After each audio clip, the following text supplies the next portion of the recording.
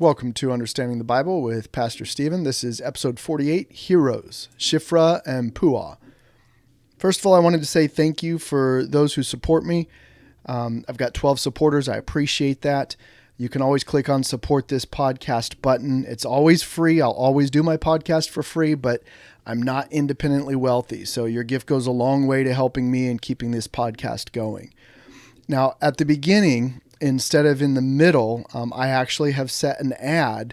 So you'll hear an ad here in about a minute. And I asked you guys, I did a poll on, do you want to hear an ad at the beginning or in the middle? And most of you did not want the podcast interrupted. So I just do it at the beginning. And that's pretty much the main way that I generate revenue for this podcast. So what I'll do is that one simple ad at the beginning, and then the whole podcast about whatever the topic is. And then when I say, until next time, God bless you, I have another ad set. If you feel like listening, I put a little teaser for the next topic or something else just for fun. There's not really anything else pertaining to that topic after that, until next time, God bless you. And I do that because if you do leave it on and listen to the ad, I want to give you a little something extra because I get like a penny every time an ad is listened to. And believe it or not, it does add up. So just wanted to let you guys know that. But today we're starting a new series, The Unsung Heroes of the Bible. Now, a hero is someone who risked their life for another. So this usually means someone of action. So I'm trying to pick out stories that people don't know very well. And I'll read the short story and then give you my take on it. So here we go. Today we are talking about Shiphrah and Puah. And it's in the story of Exodus in Egypt when the Israelites are enslaved by the Pharaoh there. So it started out, in case you guys weren't aware of the backstory, the 12 sons of Jacob. One of them was Joseph. He was sold into slavery, ended up gaining power in Egypt and saving the whole land as well as his family because he understood a dream and saved the country from a famine. So Pharaoh rewarded him, said, bring your whole family. Joseph brought his whole family, which was his 11 brothers and sisters, his mom and dad. All the Israelites settled there in Egypt. Over the years, they grew. They had so many offspring that they eventually amounted to a little over 2 million Jews in the land of Egypt. And that's where we pick up this story. So Exodus 1, starting in verse 8. Now there arose up a new king over Egypt, which knew not Joseph. And he said unto his people, behold, the people of the children of Israel are more and mightier than we. Come, let us deal wisely with them, lest they multiply, and it come to pass, when there falleth out any war, they join also unto our enemies and fight against us, and so get them up out of the land. Therefore they did set over them taskmasters to afflict them with their burdens, and they built for Pharaoh treasure cities, Pithom and Ramses. So there you go. The Egyptians did not understand that they existed solely because of the Jews. They saw how many Jews there were, and they ended up enslaving them. That's that word taskmasters there. And they gave them burdens and forced them to build cities. So here, that's the backstory. And it was about 400 years of this slavery. Then in verse 12, but the more they afflicted them, the more they multiplied and grew. And they were grieved because of the children of Israel. And the Egyptians made the children of Israel to serve with rigor. And they made their lives bitter with hard bondage in mortar and in brick and in all manner of service in the field. All their service wherein they made them serve was with rigor. And the king of Egypt spake to the Hebrew midwives, of which the name of the one was Shiphrah, and the name of the other Puah. And he said, when you do the office of a midwife to the Hebrew women and seat them upon their stools, if it be a son, then you shall kill him. But if it be a daughter, then she shall live. But the midwives feared God and did not as the king of Egypt commanded them, but saved the men children alive. And the king of Egypt called for the midwives and said unto them, Why have you done this thing and have saved the man children alive? And the midwives said unto Pharaoh, because the Hebrew women are not as the Egyptian women, for they are lively and are delivered ere the midwives come in unto them. Therefore God dealt with the midwives, and the people multiplied and waxed very mighty. And it came to pass, because the midwives feared God, that he made them houses. And Pharaoh charged all his people, saying, every son that is born you shall cast into the river, and every daughter you shall save alive. So here's the basic story. They were going to kill all the newborn sons. Obviously, that would it'd slow the population growth greatly over the next generation. So they were very planning for the future, I guess, far-seeing. So the Egyptians still wanted slaves. They just wanted less of them. So he was planning for his household as the Pharaoh. The next Pharaoh to come up would not have to deal with as many slaves. So he told the midwives, and this is interesting here, is there was only 2 of them, and they were Hebrew. So I suspect that these 2 were kind of overseers in charge of all the midwives, because with 2 million people, and I say over 2 million because there was at least 650,000 men over the age of 20. And you can find that later in Exodus. But there's no way, with 500,000 women or whatever it was, there's no way that only 2 midwives were what was needed. So my suspicion is what they did here is Pharaoh called in the leaders, and he's like, hey, tell all your people, all the midwives, if there's 100 of them or 500 of them, whatever, that you're going to kill all the boys. So that's what happened. And it says when you set them upon the stools, and I looked at a little historical stuff on there. Apparently when they were about to give birth, they had certain stools that would help them set up and help the baby come out easier that way. So it's medical, if you want to call it that. But it was the idea that when you go in and you're called to deliver the child, if a boy comes out, you kill him right away. So infanticide, mass murder, genocide, however you want to term that, horribly evil. And most countries of the world understood that. So I've read some commentaries on this, and it seems like the Pharaoh was trying to be political. Like if he had made it obvious to his people that he was murdering an entire generation, that, he was worried about an uprising or something to that effect. I'm not sure if that's accurate or not, but the point is he wanted the Hebrews to do it to themselves. Like he didn't want to get his hands dirty. Okay. So my guess is that these 2, Shiphrah and Puah, went to all of their midwives and told them what the king had said, and then devised a plan to save their country's children, their race's children. And it was to let them live and then just tell them, hey, it's too late. They're already alive. And that kind of indicates that legally speaking, or by tradition, that once a child is born, it's a child. You have to do everything you can to help it survive, whether it's your enemy or a slave or not. That's what that seems to indicate here, which is pretty much across all cultures, is babies are the weakest, the most lovable, the most innocent of all humans. And so not even a hardened criminal is going to kill a child. That's kind of the idea behind that. And so once the child is alive and it's too late, the baby's, fed once or twice and has been held by his parents, well, then you don't kill it, because that would just be inhumane. Kind of reminds you of the Planned Parenthood type thing and all the people clamoring for abortion rights. Well, if it's coming out, you can kill the baby. You could do all these horrible things, stick a needle in its head, break its spine, do whatever, because it's not really born yet. And that's kind of what this idea was, is the midwife grabs the child and, oh, your baby was born dead because they twisted its neck. That's my view of how they kind of planned this to happen. And these 2 midwives were like, no, not going to happen on our watch. And so they saved all the boys instead of killing them.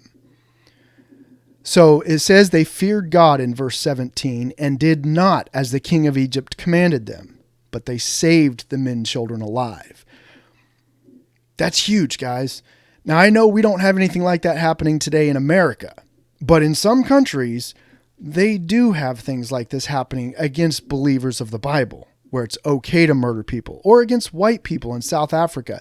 It's okay to murder people. I mean, there's a lot of stuff going on around the world. If you only watch the news, you're not hearing this stuff.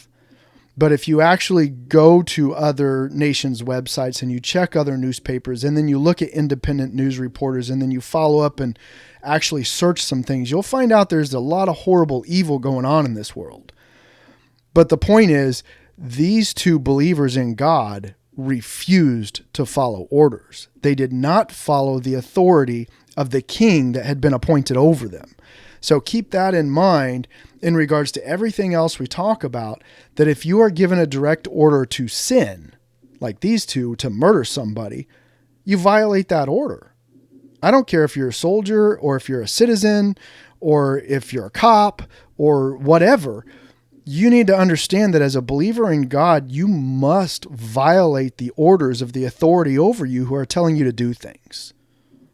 So that's number one. But anyway, this very interesting thing is the next verse, 18, says the king of Egypt realized, hey, the population is not reducing. So he called in the midwives, and he says, what's going on? Why did you let the children live? And the midwife said unto Pharaoh, because the Hebrew women are not as the Egyptian women, for they are lively and are delivered ere the midwives come in unto them. They lied to him. They said, we can't help it. By the time we get there, they've already had the child and held the living baby in their arms, and they know it's alive and it's, suckled from the mother's breast, and like it's been cleaned up. There was nothing we could do. It's a child. We won't kill children, and you know that, which is why he told them to kill the baby as soon as it comes out. So this is an interesting conundrum or problem for Christians today. They lied to the ruler to save a child. Now, you'll have some people say it is a sin to lie 100% of the time. I've come to disagree with that. You look at the Nazi Holocaust. There's stories I've read with the Corrie ten Boom and I can't remember the other one, of people believers who refused to lie because they thought it was against God, and hid Jews in their house. And then when the Nazis came, they flat out said, oh, of course they're here. They're hiding in the couch, ha ha. And they were hiding in the couch, and the Nazi soldiers didn't believe them because the way in which they told the truth. And so that little deceit, maybe, I'm not sure how you phrase that, saved the lives of those Jews. Well, these Egyptian women, Shiphrah and Puah, deliberately lied to the Pharaoh and saved untold thousands of babies. So it brings to question where we get the idea that lying is 100% always wrong. And here's why I say that. Look at the next verse. Remember, everything in context. Don't just listen to my opinions. You've got to read the context. So Exodus 1, verse 20, the very next verse. Therefore God dealt well with the midwives. Then the verse after that, and it came to pass, because the midwives feared God, that he made them houses. So that is a reference to the fact that they got families of their own, or that he abundantly blessed their houses. Because they feared God and did this thing, lied about what they did to save children, God blessed them. That's fascinating. So maybe go back to the 10 Commandments and take a look at it. Does it actually say thou shalt not lie? We'll get to that at one point. And that's not really the point of this story. The point is these two women risked their lives, okay? And that's what I wanted to point out here is in that time period, first of all, they were women who were of a different nationality. They were of the slave nationality. And they were called in by the Pharaoh, told to do something. This is not some weak-willed, oh, I'm just trying to get by, just trying to save my life type thing. These two women took their lives in their hands every single time they went to a Jewish house and delivered a baby. Not only that, but what about all those midwives that were possibly underneath them that they were in charge of? I mean, there's so much going on here. If you put yourselves in their shoes, I don't know what a Pharaoh would do to a slave that lied to him and defied his orders. But I'm sure they would have been put to death. So this was not something that they did lightheartedly or just on a whim. These women were extremely courageous, and they were willing to risk their lives, possibly torture, I don't know, but at least they were willing to risk their lives for babies because they knew it was wrong. And then God blessed them for it.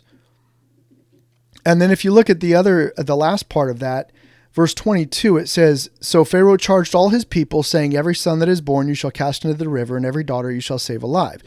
So this is in effect a decree. So now he made a law that, and I don't know if it was actually a law, but he made a decree where the whole nation of Egypt was told, if you see a child born that is a boy and it's not killed right away, it is now your responsibility to kill that child. So he basically made every one of his people soldiers to slaughter the enemy, because that's how he viewed the Jews. So these midwives, they saved, again, thousands probably, children. But they didn't turn the tide. They didn't stop the slaughter. So I want you to understand that it is our job to do the right thing, even if in our eyes it doesn't make a difference. So yeah, God blessed them. Hopefully they lived to an old age to even be able to see the Exodus, where they were all freed from the Egyptians. Hopefully they lived that long. I don't know. But it says God blessed them. And yet, shortly after that, Pharaoh still slaughtered all the children. Pharaoh still slaughtered all the children.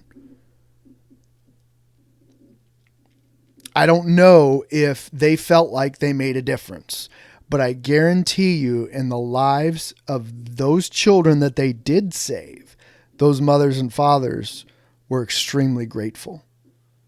Because I don't know how terrible it would be to see my child die or be killed right in front of me. So this was a big thing. And I guess that's it. I just wanted to let you guys know of these two women. They had a menial job. I'm talking about in those days as a slave. It's a dirty job to get your hands dirty and be a midwife and take care of the birth of people that your masters don't care if they live or die. You're getting your hands bloody. You're getting dirty. You're dealing with a lot of pain and suffering. And it's kind of meaningless to your life in that situation as a slave. So they had a thankless job. They really did. Now, granted, seeing a living baby and being able to help deliver one is a blessing, I'm sure. And seeing the smiles on the faces of the mother and the father and the families that they help was a blessing, I'm sure. I'm not demeaning that. I'm not demeaning their job. But what I'm saying is in regards to courage, these two women were nobodies in the country of Egypt. And they saved thousands of young babies. And they brought joy to thousands of families because they were willing to risk their life.